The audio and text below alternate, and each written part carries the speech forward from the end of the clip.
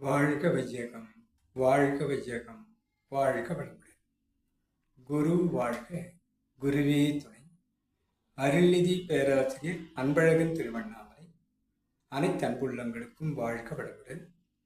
குருவின் நினைவில் நின்று குருவினது நினைவாக குரு தந்திருக்கூடிய நம்முள் சக்தி சேர்க்கும் ஜீவகாந்த பயிற்சியை நாம் செய்ய வேண்டும். அது எவ்வாறு நமக்கு அளப்பரியதானது என்பதை கூறும் அளவில் ஒரு பாடலை என்னுள் பதிவானது. ஜீவகாந்தம் வரும் பயிற்சி வலு சேர்க்கும், பிரபஞ்ச காந்தம் தரும் பயிற்சி அருள் சேர்க்கும், வான்காந்தம் வரும் பயிற்சி வாழ்வை நலமாக்கும், நிறைகாந்தம் நிறை பயிற்சி நிம்மதி தரும், அருள்காந்தம் அகம் முழுவதும் மலரச் செய்யும், மறை விளக்கும் காந்தம் யாவும் மறைபொருள் விளக்கும், திருநடன காட்சியான வான்காந்தம் திவ்ய சேத்திரத்தை நம்முள் மலர்த்தும்.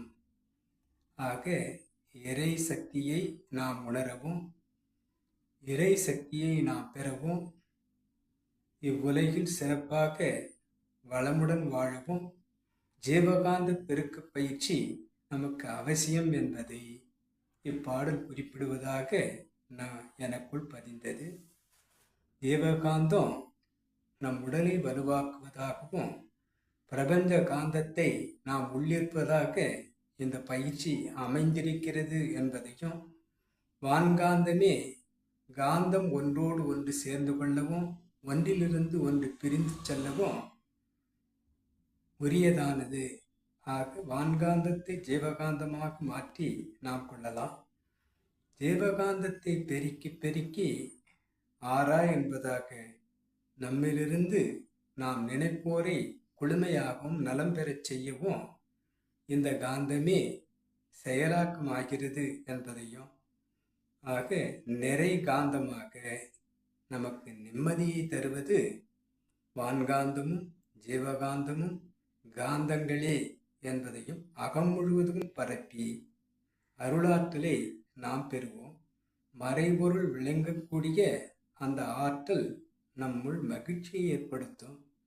திருநடனமான இறைவனுடைய அனைத்து அங்கங்களையும் நாம் உணர்வார்த்தமாக புரிவதாக இந்த திவ்ய காந்தம் திவ்ய சேத்திரமாக நம் அகம் மலர்வதாக இருக்கிறது என்பதை கூறுவதாக இக்கவி என்னுள் வந்தது. குருவின் நினைவாக கவியை பதிவு செய்கிறேன்.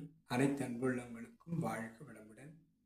கவி தந்த இறையாற்றலுக்கும் எனக்கு வழியை காட்டிக்கொண்டிருக்கக்கூடிய நமது குருமகான் வேதாத்ரி அவர்களுக்கும் நன்றி நன்றி நன்றி. வாழ்க வளமுடன் என வாழ்த்து நிறைவு செய்கிறேன். வாழ்க வளமுடன்.